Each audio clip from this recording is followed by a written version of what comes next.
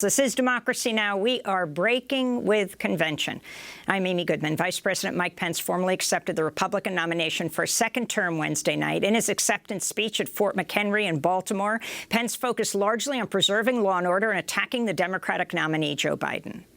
President Trump and I will always support the right of Americans to peaceful protest.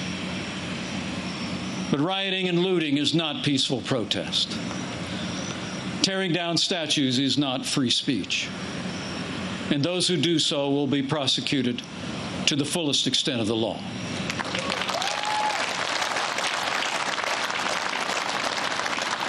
Last week, Joe Biden didn't say one word about the violence and chaos engulfing cities across this country. So let me be clear.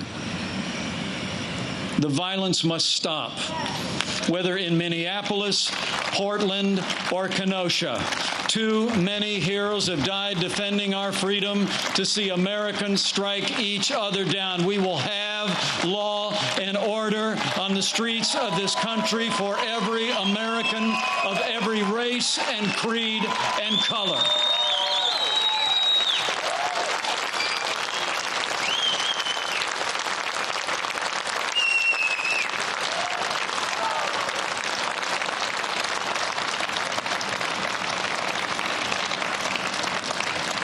President Trump and I know that the men and women that put on the uniform of law enforcement are the best of us.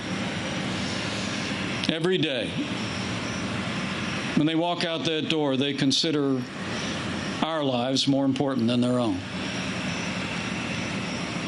People like Dave Patrick Underwood, an officer in the Department of Homeland Security's Federal Protective Service, who was shot and killed during the riots in Oakland, California. Dave's heroism is emblematic of the heroes that serve in blue every day. And we're privileged tonight to be joined by his sister, Angela. Angela, we say to you, we grieve with your family. And America will never forget or fail to honor Officer Dave Patrick Underwood. While Vice President Pence focused on the killing of federal security officer David Patrick Underwood, he left out a key part of his murder. The man charged with Underwood's death was not a Black Lives Matter protester, but an Air Force staff sergeant with ties to the far-right Boogaloo movement, which has used protests against police brutality as a cover to carry out violence. Cassie Miller of the Southern Poverty Law Center recently spoke with Democracy Now! About Stephen Carrillo, who was charged with Underwood's murder.